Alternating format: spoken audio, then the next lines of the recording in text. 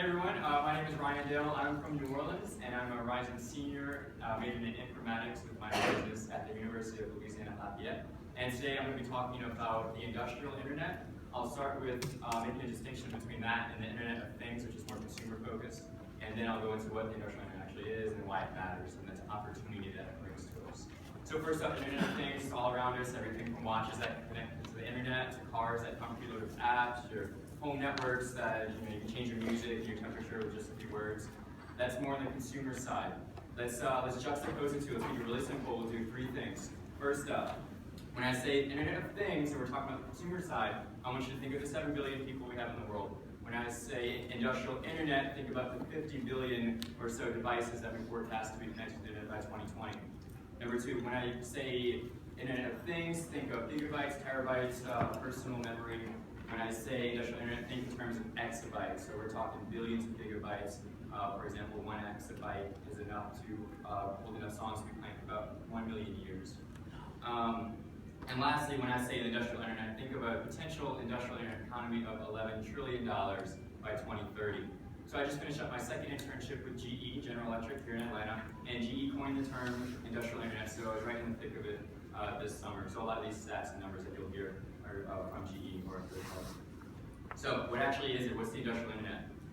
Really high level, really simple. You put a bunch of sensors on industrial machines, like gas turbines, steam turbines, CT scanners, MRI machines, trains, airplane engines.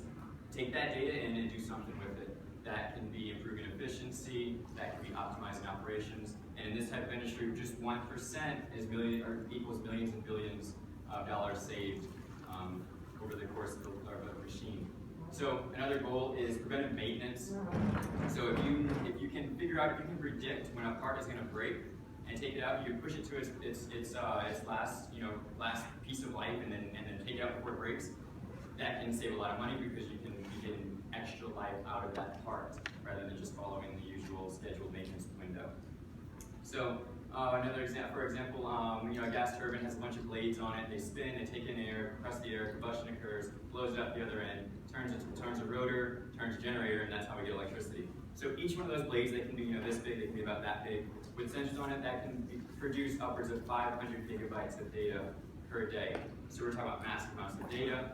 What do we do with that data? Buzzwords come in: data science, machine learning, big data, analytics. All of that comes in to make actionable intelligence and actually do something and drive business value with it. So industrial internet, when I say that, think of sensors on equipment, think of taking that data in and then doing something cool with it, whether it's improving efficiency, optimizing operations, driving some type of value with that data. So the opportunity is huge, and that's why I think it's really incredibly exciting time for the industrial internet. Thank you. Questions?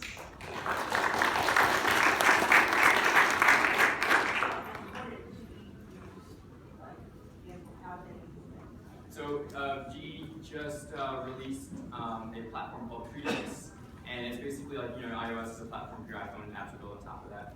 Preventive is the industrial internet platform. So the idea is for developers to go in, industrial developers to go in and be able to drag and drop and code a little bit and end up with analytics on a wind turbine farm.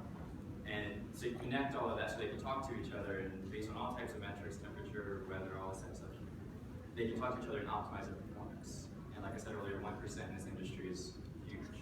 So that's an example of what we're doing for this.